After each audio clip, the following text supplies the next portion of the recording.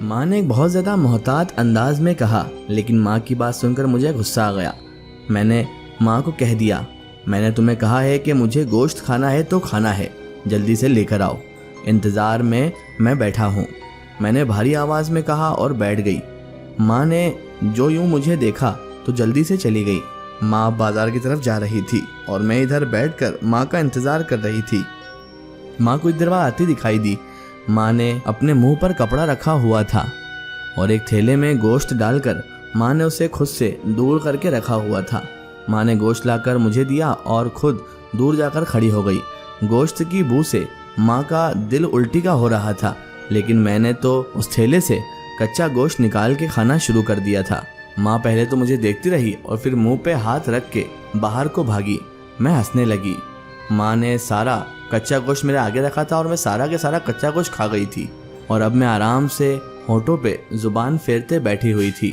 माँ के सब्र का पैमाना अब लबरेज हो चुका था, क्योंकि मुझसे आसेब के असरात बहुत वाज़ेह हो चुके थे और माँ अब चाहती थी कि मैं मुकम्मल ठीक हो जाऊं ताकि मैं दोबारा काम शुरू कर सकूं और घर के हालात सुधर सकें। कल को मेरा ब्याह भी तो होना था, कल मुझे ब्याह भी तो करना था। माँ को इस बात की चिंता लगी रहती थी कि लड़की ज़ात है और अगर ऐसे आसेब ज़दा हुई तो इससे ब्याह कौन करेगा। सूरत हाल में वो भी मुमकिन नहीं हो सकता था। माँ ने उसी दिन से इर्द गिर्द के रहने वालों से पता करना शुरू कर दिया कि इस आसेब से छुटकारा कैसे मिलेगा, क्योंकि वह पंडित जी तो अब हमारे घर में नहीं आ रहे थे। डर के मारे माँ से बातचीत भी नहीं कर रहे थे और न ही उन्होंने आना था। लेकिन हमें तो इस साये को दूर करना था, इस जिन्नात को भगाना था। किसी ने माँ से कुछ कहा तो किसी ने कुछ और, किसी ने कोई टोटका बताया तो किसी ने कोई इलाज बताया, लेकिन माँ की तसल्ली किसी पे भी ना हो सकी। माँ ने मायूसी की हालत में भगवान से प्रार्थना करना शुरू कर दी कि किसी तरह मुझे सेहतमंद कर दे। माँ को किसी ने बताया कि दूर एक गांव में एक आदमी रहता है जो इस तरह के आसेब का इलाज करता है, लेकिन मसला ये है कि वो मुसलमान है। माँ ने सुनते ही ना कर दी थी। किसी मुसलमान को अपने घर में लाने का वो सोच भी नहीं सकती थी। उसने तो गोश्त लाने के बाद सारा घर दोबारा अच्छी तरह से धोया था, तो जब एक मुसलमान घर में आ जाता तो फिर वो क्या क्या करती। माँ ने अपने तौर पे बहुत तरीके अपनाए, लेकिन कोई खातिर ख्वाह फ़ायदा ना हो सका। अब मुझे जो जिन्नाती दौरे आते थे उन दौरों की शिद्दत मज़ीद बढ़ती जा रही थी और फिर एक दिन हद ही हो गई जब माँ ने मुझे मुसलमानों का कलाम पढ़ते देखा। माँ उस दिन अपने काम से घर वापस आई ही थी। वो पहले ही बहुत परेशान थी, क्योंकि बेगम साहिबा ने माँ की छुट्टियों की वजह से काफ़ी तनख्वाह काट ली थी। जब मैं बीमार हुई थी तो माँ को छुट्टियाँ करनी पड़ गई थी। हालांकि माँ ने छुट्टियों के बारे में बताया भी था, लेकिन फिर भी बेगम साहिबा ने तनख्वाह काट ली थी। माँ बहुत परेशान थी कि इतने कम पैसों में किस तरह गुजारा होगा, जबकि मेरी नौकरी भी नहीं है। यही सोचते माँ को मेरा ख्याल आया तो माँ ने मधु से मेरे बारे में पूछा, शालू कहाँ है? मधु वो नज़र क्यों नहीं आ रही है? माँ ने पूछा तो मधु बोली, दीदी तो अपने कमरे में ही है।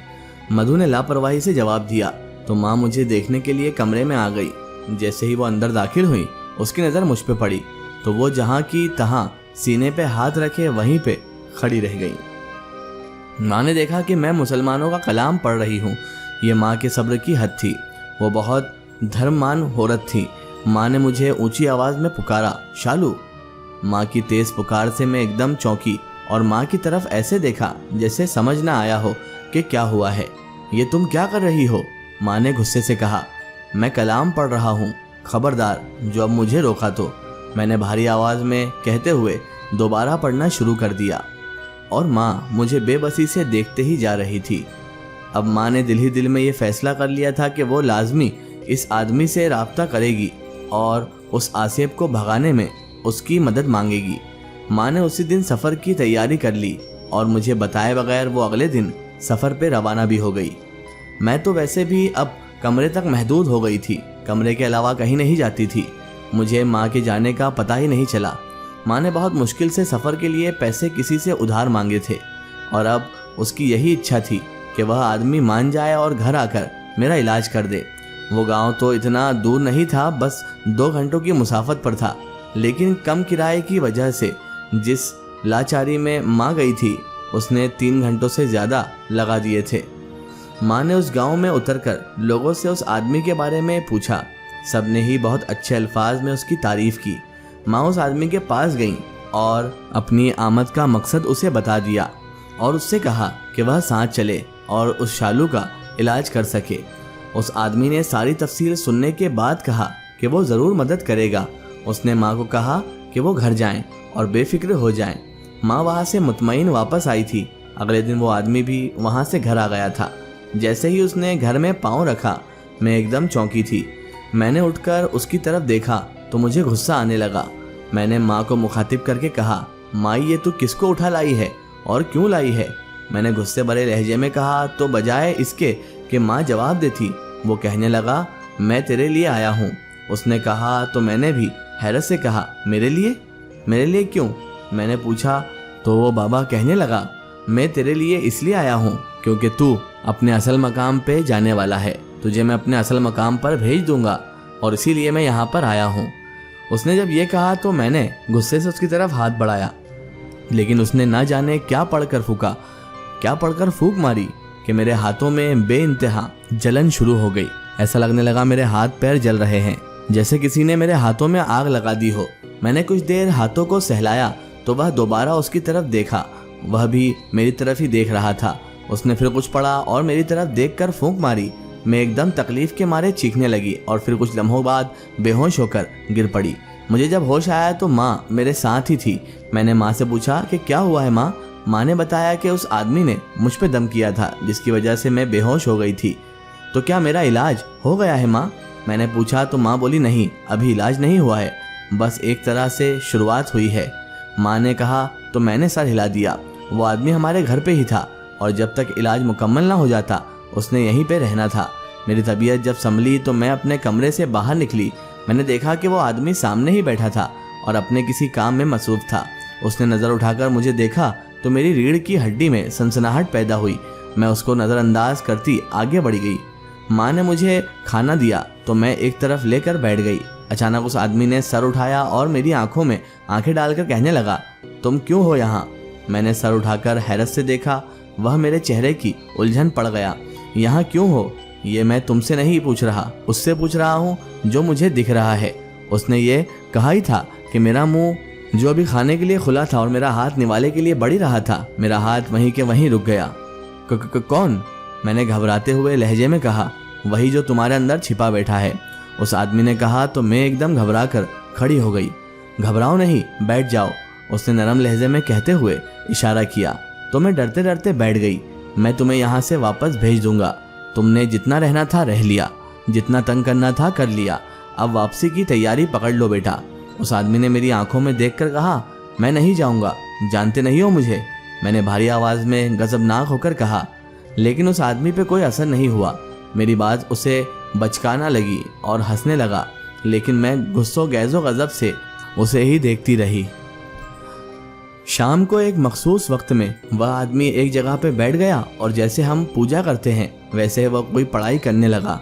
उसके पास कुछ सामान भी था जो शायद उसने पूजा की तरह अपनी इबादत में इस्तेमाल करना था। मैं उसे खामोशी से देख रही थी कि अचानक उसने मेरी तरफ देखा और इशारे से मुझे अपने करीब मिलाया। मैं एक मशीनी अंदाज में उठकर उसके पास चली आई। उसने हाथ से एक तरफ को इशारा किया तो मैं उसके इशारे की तरफ बैठ गई। उसने दोबारा अपना अमल शुरू कर दिया। वो अपनी ज़ुबान में कुछ पढ़ रहा था, मैं खामोशी से बैठी सुन रही थी। फिर एकदम मेरा सर भारी होना शुरू हो गया और मेरी आंखों के आगे अंधेरा आने लगा, लेकिन मैं कोशिश करके आंखें खुली रख रही थी। फिर एकदम उस आदमी ने मेरे सर पे हाथ रख के इसे सीधा किया।